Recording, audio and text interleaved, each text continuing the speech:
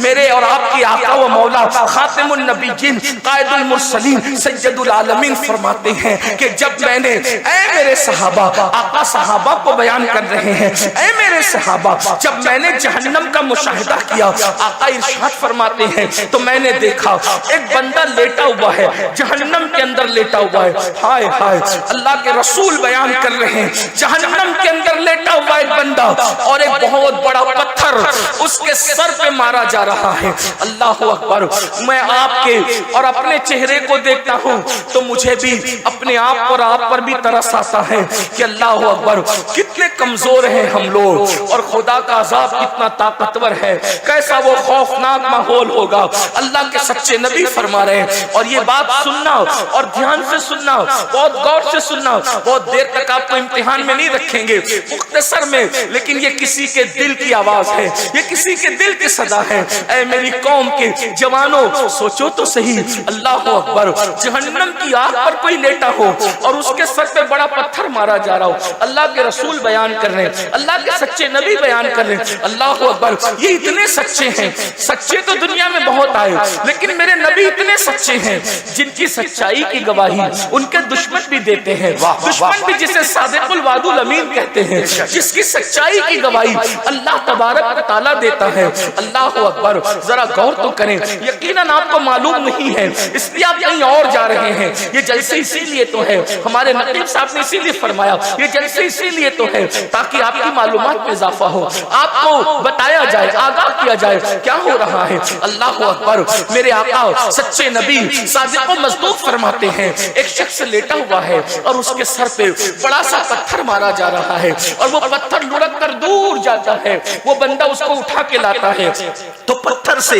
جو سر کچلا گیا تھا، وہ شارحین فرماتے ہیں سر وہ پتھر سے جب کچلا جاتا تھا تو وہ سر ایسے پس جاتا تھا جیسے چنے پہ ہتھوڑا مارنے سے چنا پس جاتا ہے، ویسے وہ پتھر مارنے سے سر پستا ہے۔ اور آپ اس کا اندازہ کر سکتے ہیں، پڑھے لکھے لوگ ہیں، سوچ بوجھ والے لوگ ہیں، جب سر سے پتھر ٹکراتا ہے تو سر کی کیفیت کیا ہوتی ہے؟ لوگ ہیلمٹ لگا کر سفر اس لیے کرتے ہیں، ہاتھ پہ چوٹ آئے گی تو چلے گا، پیر پہ چوٹ آئے گی تو چلے گا، جسم پہ چوٹ آئے گی تو چلے گا، لیکن سر بچا لو، اس لیے کہ ہاتھ پیر پہ سینے پہ کہیں بھی چوٹ آ گئی تو زندہ رہنے کے امکانات باقی رہیں گے، لیکن اگر سر پہ چوٹ آ گئی تو زندہ رہنے کے امکانات ختم ہو جائیں گے۔ اللہ اکبر، اس لیے لوگ ہیلمٹ لگاتے ہیں، ہماری حکومت کی طرف سے بڑی پابندی ہیلمٹ کے لیے، بہت اچھی بات ہے، لگانا چاہیے، لیکن سوچو میرے بھائیوں، اللہ کے سچے نبی صادق و مصدوق فرماتے ہیں سر کچلا جاتا ہے اور اس کی کیفیت شارحین کیا بیان کر رہے ہیں؟ جیسے چنے پہ ہتھوڑا مارنے سے چنا پس جاتا ہے، اسی طرح سر کچلا جا رہا ہے، اور سر کچلنے کے بعد وہاں موت نہیں آنی ہے کسی کو، وہاں نہ جینے دیا جائے گا نہ مرنے دیا جائے گا۔ اللہ اکبر، کیا دردناک صورتحال ہے۔ اللہ اکبر، آقا فرماتے ہیں پتھر لڑک کر جاتا ہے، سر پھر درست کر دیا جاتا ہے، پھر پتھر مارا جاتا ہے، پھر وہ ویسے ہی پس جاتا ہے، پھر پتھر لڑک کر جاتا ہے، پھر لایا جاتا ہے، سر ویسے ہی پس جاتا ہے۔ میرے آقا فرماتے ہیں میں نے جبریل سے پوچھا اے جبریل یہ کون لوگ ہیں اور ان کو یہ دردناک عذاب کیوں دیا جا رہا ہے؟ تو جبریل امین عرض کرتے ہیں یا رسول اللہ صلی اللہ علیہ وآلہ وسلم یہ لوگ نماز نہیں پڑھتے تھے دنیا میں، اس لیے ان کا یہ حال ہے۔ اللہ اکبر، میرے بھائیوں آپ سے پوچھنا چاہتا ہوں، آپ لوگ 4 گھنٹے سے، کوئی 5 گھنٹے سے، کوئی 3 گھنٹے سے اس جلسے میں بیٹھا ہوا ہے،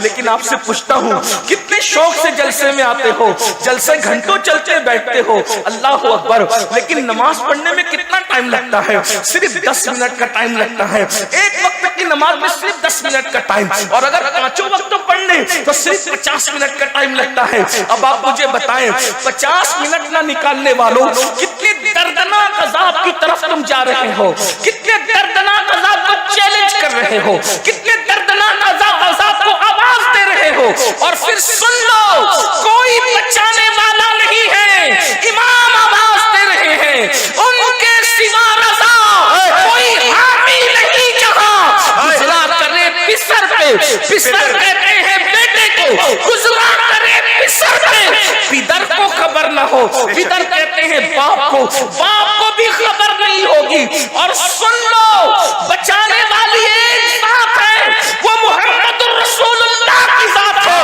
اب ان کی حدیث سنو. آقا ارشاد فرماتے ہیں کہ جس نے جان بوجھ کے نماز چھوڑ دی, قیامت کے دن اس کے ساتھ میرا کوئی وعدہ نہیں. اللہ اکبر. دھوکے میں مت رہنا, اللہ کے رسول نے آگاہ کر دیا, حضور علیہ السلام نے آگاہ کر دیا, ان کے ساتھ میرا کوئی وعدہ نہیں ہے. جو نماز چھوڑ دیتے ان کے ساتھ آقا فرماتے میرا کوئی عہد نہیں ہے, کوئی وعدہ نہیں ہے.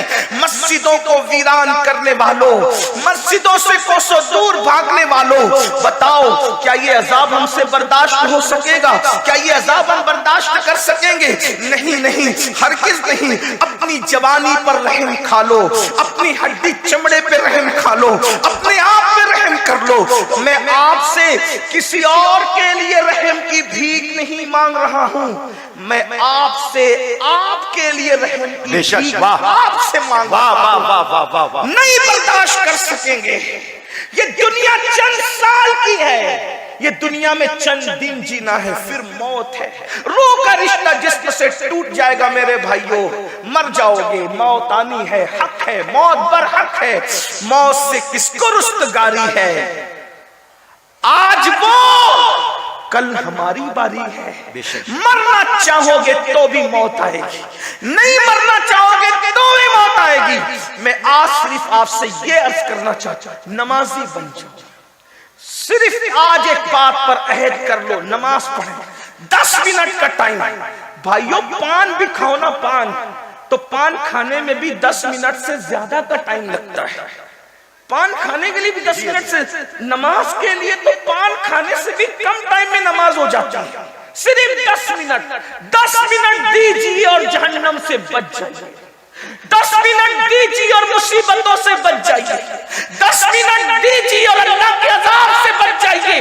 یقین جانیے جس دن تم مسجد کے قریب آؤ گے وہ دن دنیا کی خوشیوں کا دن بھی ہوگا اور آخرت میں نجات کا دن بھی ہوگا. اس لیے کہ میں اپنی طرف سے نہیں کہہ رہا ہوں, انسان کی فطرت ہے. جب انسان کو کہا جاتا ہے یہ کام کرو, یہ کام کرو, تو انسان پوچھتا ہے اس کام کا ریزلٹ کیا ہے, نتیجہ کیا ہے, یہی تو پوچھتا ہوں. قرآن کہتا ہے, اللہ اکبر, اسلام کہتا ہے کہ جب اذان ہوتی ہے تو کیا کہا جاتا ہے, حی علی الصلاۃ, آؤ نماز کی طرف. تو دماغ میں سوال پیدا ہو سکتا ہے نماز پڑھیں گے تو کیا ریزلٹ ملے گا, کیا ملے گا ریزلٹ؟ تو فوراً مسجد کہتا ہے حی علی الفلاح. یہ بات مسجد ہی سے کہی جاتی ہے. نماز پڑھنا تمہارا کام ہے اور کامیابی عطا کرنا نماز جس کی پڑھی جا رہی ہے اس قابل و جبار کی طرف ہے. جب تک مسلمان مسجد میں آ کر کے نماز پڑھتا رہے گا اس کو فلاح ملتی رہے گی, کامیابی ملتی رہے گی. مسلمانوں تم نے جنگوں میں بھی نماز نہیں چھوڑا,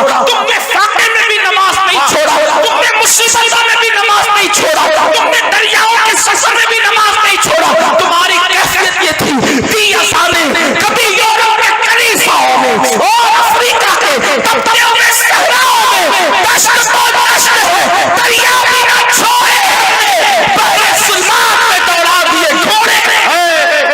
نعرہ تکبیر, نعرہ رسالت, پیغام اسلام. جب تک نماز پڑھتے رہے روزی کے لیے تم کبھی پریشان نہیں تھے. جب تک نماز پڑھتے رہے بیٹی کے رشتے کے لیے تم کبھی پریشان نہیں تھے. جب تک تم نماز پڑھتے رہے اللہ اکبر تم کبھی کسی سے مصیبتوں کا شکوہ نہیں کرتے تھے. اس لیے کہ اللہ کی چوکھٹ پہ سب کے مسائل کا حل ہے, اپنے مسئلے کا حل کیوں نہیں ہوگا؟ بڑی معذرت کے ساتھ جب سے اللہ کا در چھوڑ, یاد رکھنا اللہ کا در جس دن سے چھوڑا, جس دن سے اللہ کا در چھوڑا دنیا اپنی دشمن بن گئی. ایک بات یاد رکھنا, یہ دشمن وہ دشمن وہ دشمن اپنی جگہ ہے. انسان جب نماز چھوڑ دیتا ہے تو اللہ خود انسان کو اپنا دشمن بنا لیتا ہے. اللہ, آپ اتنا یاد رکھیں. اس کا مطلب اگر دنیا میں, توجہ کریں, اگر دنیا میں فرعون کی حکومت نہ بھی ہو, سلیمان علیہ السلام کی حکومت ہو, اور تم نماز چھوڑو تو تمہارے ساتھ یہی کیا جائے گا جس کے تم حقدار۔ اللہ اتنا یاد، یہ جملہ بہت قیمتی، گھر جا کر اس جملے پہ سوچنا۔ اگر حکومت فرعون کی نہ ہو، فرعون کو حکومت میں نہ لایا جائے، سلیمان علیہ السلام کی حکومت تو بھی تمہارے ساتھ ہونا وہی جس کے تم مستحق ہو۔ کیوں؟ اس لیے کہ جو نماز چھوڑ دے، اگر اسلامی حکومت ہو تو کیا کیا جائے گا؟ پوچھو۔ نماز چھوڑنے والے کی اسلامی حکومت میں کیا پوزیشن ہے؟ وہ علماء سے پوچھو نا، کیا اس کی پوزیشن ہے؟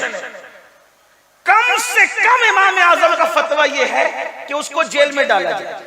جی جس امام اعظم ابو حنیفہ رحمت اللہ علیہ کے مقلد ہو، ابھی امام شافعی کا مسلک تو میں نے بیان ہی نہیں کیا اور میں نے وہ بیان بھی نہیں کیا، لیکن آپ سے عرض کرنا چاہتا ہوں، ابھی میں نے غوث پاک کا مسلک بھی بیان نہیں کیا، وہ بھی میں نے بیان نہیں کیا۔ ابھی آپ نے میں نے امام مالک کا مسلک بیان نہیں کیا، وہ بھی بیان نہیں کرنا، لیکن آپ سے پوچھتا ہوں اپنے امام کی۔ آج میرے امام اعظم ابو حنیفہ کی شہادت کا دن گزرا، آپ تو ہم تو اتنے غافل ہیں کہ جس کے فتوے پر نماز پڑھتے ہیں اس کے بھی اتنے احسان فراموش ہو گئے کہ ان کا دن بھی آپ منانے کی سنیوں کو توفیق نہیں، الا ماشاءاللہ، بہت معذرت کے ساتھ صحیح فرمایا۔ بلکہ اگر پوچھ لینا کہ امام اعظم کی شہادت کا دن کون سا تھا تو ہمارے بچوں کو پتہ نہیں۔ بہت معذرت کے ساتھ جان بخشیوں پہ ایک جملہ کہہ دوں، گلی کے ننگے دھڑنگے پیروں کا اس تو تمہیں یاد ہے، اور جس نے اتنا احسان کیا فقہ کو مدون کیا، جس کے مسلک اور فتوے پر عمل کرتے ہوئے ہم نمازیں پڑھتے، روزہ رکھتے، حج کرتے ہیں، آج اس امام کا دن اتنے سناٹے میں گزر جاتا پتہ ہی نہیں لوگوں۔ کون ہے امام اعظم؟ 100 مرتبہ خدا کو خواب میں دیکھنے والی ہستی،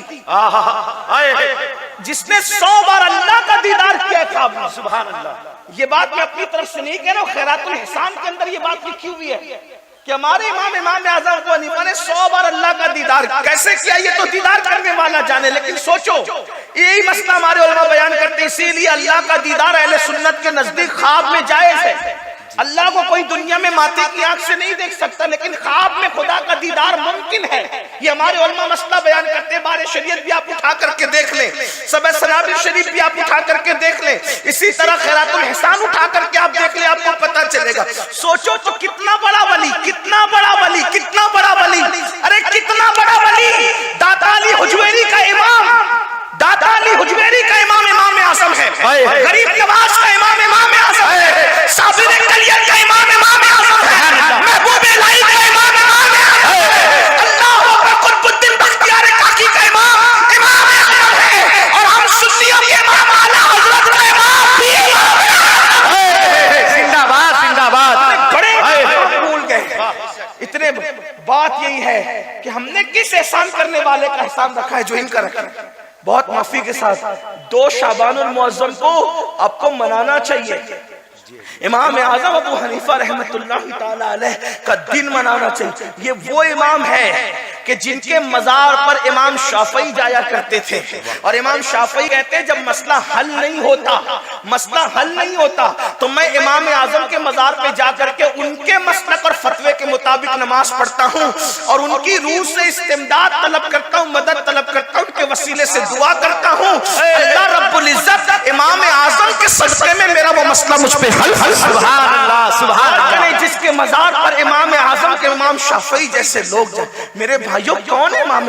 بہرحال امام اعظم کی بات چل گئی، عرض کیا کر رہا تھا، کم سے کم امام اعظم کا فتویٰ بے نمازی کے لیے کیا ہے، اس کو قید میں رکھا، جیل میں ڈالا جائے گا، جیل میں ڈالا جائے گا، کس کو؟ بے نمازی کو۔ اس کا مطلب یہ ہے کہ اگر حکومت کسی مسلم تاجدار کی بھی ہو اور اسلامی نقطۂ نظر سے تم نماز نہیں پڑھو گے تو جیل میں پہلے تمہیں ڈالا جائے گا۔ آج جیل سے ڈرتے ہو، کیوں جیل میں ڈالے جا رہے؟ مسلمانوں کی حکومت میں بھی جیل میں ڈالے جاؤ گے، کیوں نماز نہیں پڑھتے۔ اور یہ تو دنیاوی بات ہے، اور اللہ کا جو عذاب ہے حدیث پاک میں آتا ہے، بے نمازی جب رستہ چلتا ہے تو کیڑے مکوڑے اس پہ لعنت کرتے ہیں، اللہ اکبر، اور اللہ سے عرضی کرتے ہیں مولا ہمیں اتنی طاقت دے دے کہ ہم اس کو مار ڈالیں۔ یعنی بے نمازی کا وجود کیڑے مکوڑوں کو بھی گوارا نہیں ہے۔ بتاؤ، اللہ کی مرضی کے بغیر پتہ نہیں ہلتا۔ فاسقوں کو ختم کرنے کے لیے قدرت منکرین اسلام کا لشکر بھیجتی ہے، مشرکین اور ملحدین کا لشکر بھیجتی ہے. یہ تاریخ ہے. اگر آج آپ دین کی طرف نہیں آؤ گے تو اس سے بدترین حالات دیکھنے کو ملیں گے. بطور بددعا نہیں بلکہ حدیث کی روشنی میں تمہیں آگاہ کیا جا رہا ہے. جلسے میں آنے والوں، اگر دنیا اور آخرت کو بہتر بنانا ہے تو اللہ کی پناہ میں آؤ. حدیث پاک ہے، اللہ کے رسول علیہ السلام فرماتے ہیں جو نماز چھوڑ دیتا ہے اللہ اپنی امان کی چادر اس کے سر سے ہٹا لیتا ہے. اللہ اپنی پناہ سے اس کو باہر کر دیتا ہے. لوگوں کو برادری کے باہر ہونے کا خوف ہے. اللہ جس کو اپنی پناہ سے باہر کر دے، اللہ جس کو اپنی امان سے باہر کر دے، اس کا حال کیا ہوگا؟ اس کو تو چوہے بھی کچل ڈالیں گے، اس کو تو مچھر بھی چاٹ ڈالیں گے، اس کو تو اللہ اکبر جانور اور پرندے اور چرندے بھی ختم کر دیں گے. کیونکہ اللہ جس سے پناہ ہٹا لے، یاد رکھنا اللہ کی پناہ بہت بڑی چیز ہے.